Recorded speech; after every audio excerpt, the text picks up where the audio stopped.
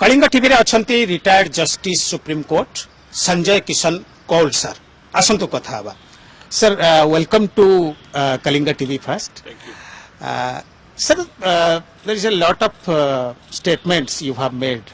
First of all, very recently you said judges should be bold.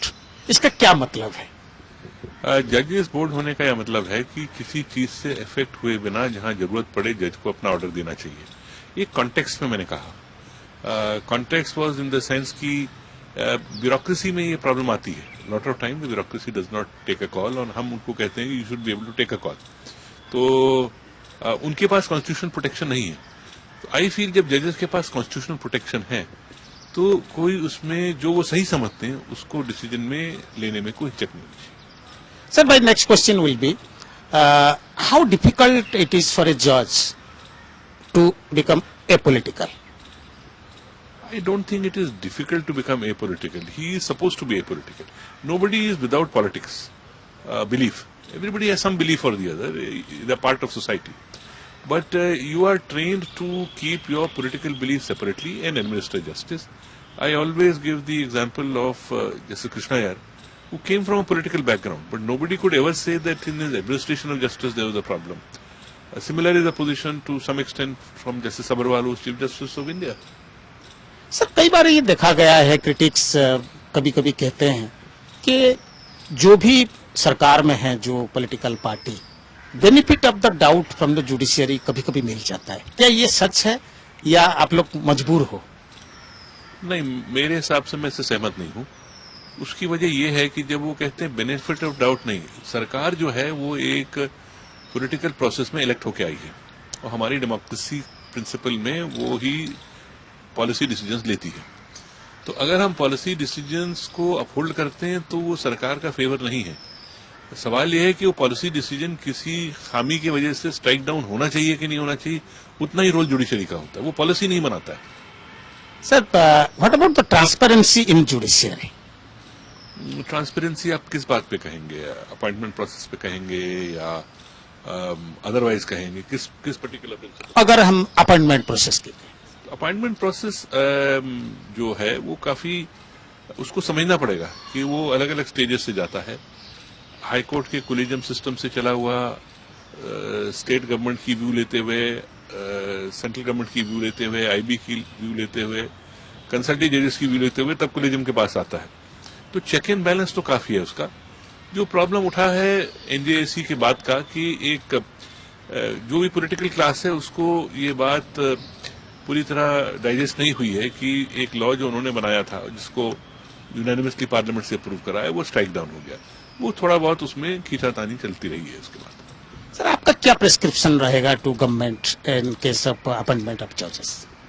मैं मानता हूं जब तक ये लॉ है और कोलिजियम सिस्टम है तो उसको पूरी तरह से जैसे ये सिस्टम है उसको चलाना चाहिए।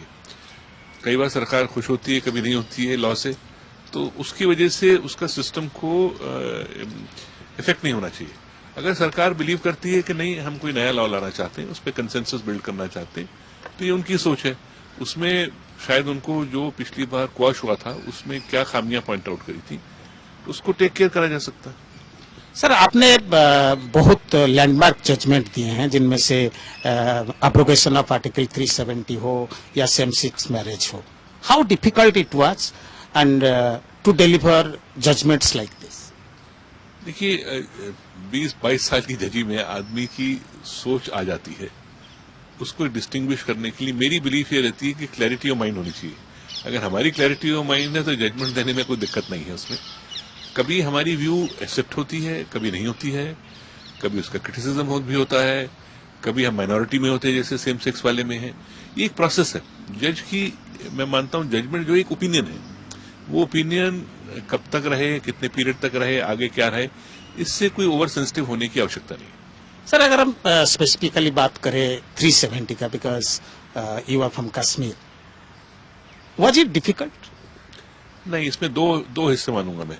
एक लीगल प्रिंसिपल पे मुझे कोई डाउट नहीं था। लीगल प्रिंसिपल पे जब सुना, दोनों पार्टी की बात सुन के वे करके करा। जो मैंने एपिलॉग लिखा है, थोड़ी सी जो शुरुआत करी है, वो एक पर्सनल एक्सपीरियंस से करी है कि ये जरूरी है कि स्टेट में पीस आए और कितनी भी लॉ एंड ऑर्डर इन्फोर्समेंट होगी, जब तक पीस नहीं आएगी प्रॉब्लम रहेंगे। उस पीस के लिए आदमी को पुरानी गलतियों को मान के उसको उसमें कुछ ना कुछ आपको मरहम लगाना पड़ेगा।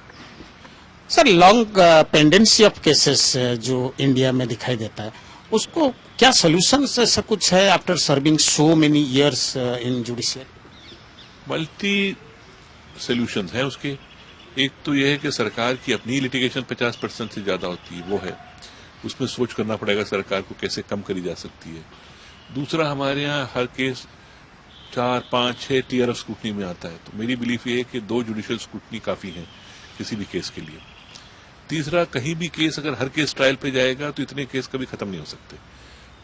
अगर हम बाकी डेवलप्ड कंट्रीज की तरफ से देखें तो small fraction of cases trial पे जाते हैं, बाकी ऑल्टरनेटिव डिस्प्यूट रेजोल्यूशन मैकेनिज्म में निकल जाते हैं। मीडिएशन एक्ट आया है, उसको प्रॉपरली वर्कआउट करना पड़ेगा, क्योंकि उसकी सोल्यूशन मीडिएशन में से ही निकालनी पड़ेगी। नालसा है, काफी, मैं हेड भी रहा हूं उसका, काफी फुटप्रिंट्स है उसके, और कोशिश करी जाती है पैरालीगल वगैरह सोसाइटी को रोप इन करके कि वो झगड़े तक बात ना जाए। तो छोटे मुद्दे को सॉल्व करने के लिए, चाहे वो लोक अदालत हो, चाहे वो मीडिएशन हो, कमर्शियल डिस्प्यूट के लिए आर्बिट्रेशन हो, इनको कहीं ना कहीं अलग करके खींचना पड़ेगा। और मेरी बिलीफ मीडिएशन में ये भी है कि कई मुद्दों पे मीडिएशन शायद बेहतर सोल्यूशन देता है बजाय की लिटिगेशन, क्योंकि जो पार्टीज अपना अच्छा बुरा सोच के एक सोल्यूशन निकालती हैं, जबकि कोर्ट के सोल्यूशन में जो कानून कहता है कोर्ट उसके हिसाब से सोल्यूशन देता है। सर, आपका एक मैंने सुना है statement, lawyer should not strike, जैसे उड़ीसा में और अलग अलग जगह में लॉयर स्ट्राइक हुआ था, वो स्ट्राइक नहीं करेंगे या ना करें, क्या मकसद है? देखिए, ये कोर्ट का सिस्टम क्यों बना हुआ है? कोर्ट का सिस्टम इसलिए बना हुआ है कि जो लोगों के मतभेद हो वो सड़क पे जाके लड़े नहीं, एक सिस्टम में आके अपने झगड़ों को निपटाएं। उसमें उनको मदद दिलाने के लिए वकील होता है। तो अगर वही वकील जिसका काम है कार्य करना है, जो उनकी मदद कराता है, वो काम नहीं करेगा, तो लोग, जो जनता बैठी हुई, उसको अपना न्याय कैसे मिलेगा? ये स्ट्राइक को, इंस्ट्रूमेंट को समझना पड़ेगा। स्ट्राइक का इंस्ट्रूमेंट ओरिजिनली एक ब्लू कॉलर वर्कर्स जो ऑप्रेस थे उनके लिए था। वकील तो अपना खुद कमाता खाता है, तो वकील का स्ट्राइक एंटीथीसिस है मेरे हिसाब से। लॉयर के लिए स्ट्राइक करना एक antithesis to his profession. Sir, जो यंग बडिंग एडवोकेट्स आते हैं, आपको आपका क्या सलाह रहेगा उन्हें? मैं तो उनको यही कहूंगा कि ये प्रोफेशन ऐसा है जिसको आपको एंजॉय करना पड़ेगा, और समय लगता है इसमें लिटिगेशन में, तो कॉम्प्रोमाइज मत करिए। शायद कुछ और प्रोफेशन के बजाय यहाँ मेहनत ज्यादा है शुरू में, लेकिन मैंने उस चीज को, जो कार्य है, उसको अपना उसका पूरा लुत्फ उठाया है। मुझे लगता है कि वो एक डेडिकेशन की बात है, चाहे आप लॉयर हों, चाहे आप जज हों, और बजाय इधर उधर सोच के, ये सोचने में कि जी ये वकील उस कोर्ट में कैसे जा रहा है, उसको रिलीफ कैसे मिलता है, अगर आप जाके बैठेंगे कोर्ट में, देखेंगे एक अच्छे वकील को बहस करते हुए, या कोर्ट का रिएक्शन देखेंगे, आप कुछ सीखेंगे। आप सीखेंगे कि वो उसी बात को किस तरीके से कह रहा है। तो एक लर्निंग प्रोसेस होता है मेरे हिसाब से। हम लोगों ने करा है ये हमारी जनरेशन में। कई बार एक्सपेक्टेशन बड़ी जल्दी हो जाती है, पर अगर आप देखेंगे फर्स्ट जनरेशन लॉयर्स की तादाद बहुत बड़ी है लीगल प्रोफेशन में। पहले कहा जाता था ये एक फैमिली प्रोफेशन है। आज के दिन नेशनल लॉ स्कूल वगैरह के आने से बहुत सारे अच्छे सक्सेसफुल लॉयर्स निकले हैं जो पहली बार इस प्रोफेशन में आए। सर, आजकल हर किसी का आखिरी होप सुप्रीम कोर्ट है हिंदुस्तान में, चाहे केरला में कोई बैठे, कश्मीर में कोई बैठे, गुजरात में बैठे या गुवाहाटी बैठे, और इनमें आपका बहुत अहम रोल रहा है 7 साल जब आप सुप्रीम कोर्ट में रहे। तो इसको किस हिसाब से देखते हैं? टू मच डिपेंडेंसी के लिए लोग सुप्रीम कोर्ट के लिए है, या लोअर कोर्ट, हाई कोर्ट हुआ, वहां पे न्याय नहीं मिल रहा? नहीं, ऐसा है, ये एक बहुत सारे देशों में सुप्रीम कोर्ट एक फाइनल टीयर ऑफ स्क्रूटनी होता है, कॉन्स्टिट्यूशनल कोर्ट होता है। हमारे यहाँ 136 के मारे और प्रोविजन के मारे ये एक रेगुलर कोर्ट ऑफ अपील बन गया है। 80% केसेस जो आते हैं वो खारिज भी हो जाते हैं। तो उसको लगता है ये एक टीयर ऑफ स्क्रूटनी है तो मैं इसमें जाना चाहिए। कहीं ना कहीं हर केस सुप्रीम कोर्ट नहीं डिसाइड कर सकता है। तो सिर्फ शायद मेरी कुछ हाई कोर्ट में किसी जज ने जो डिसीजन दिया उससे कुछ थोड़ा बहुत फर्क सोचो, ये सुप्रीम कोर्ट के लिए काफी नहीं उस चीज में पढ़ने के लिए। तो अगर हम देखें ब्रॉडली रेवेन्यू मैटर अच्छे स्क्रूटनी से जाते हैं, ऐसी बहुत सारे और हैं। 2 जुडिशियल स्क्रूटनी मेरे हिसाब से काफी है। कोई उसके बाद एक्सेप्शनल चीज होनी चाहिए जिसमें सुप्रीम कोर्ट की दखलंदाजी होगी। एक्सेप्शन ये आया है कि मेरा पहले व्यू जब मैं आया था तो ये था कि बेल मैटर्स में भी ये सुप्रीम कोर्ट का कार्य नहीं है, पर फ्रीडम ऑफ सिटीजन की बात है। कहीं ना कहीं हमने शायद वो सिग्नल पूरा नहीं जा पा रहा है या नहीं गया अभी तक भी, तो जजमेंट्स दिए हैं, उसको मॉनिटर कर रहे थे, मॉनिटर करा जाएगा आगे भी, जिसमें एक कल्चर ये ना हो कि हर जने को पेंडिंग ट्रायल जेल में रख दिया जाए।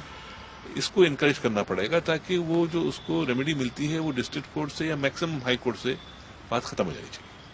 सर एक दूसरा सवाल है, अभी सरकार ने फैसला किया है कि जो चीफ इलेक्शन कमिश्नर जो इलेक्ट होंगे वो कमेटी से चीफ जस्टिस ऑफ इंडिया को हटा दिया, इसके ऊपर आप क्या राय है? देखिए, आप देखिए पहले कैसे अपॉइंट होते थे, कोई कमेटी नहीं थी।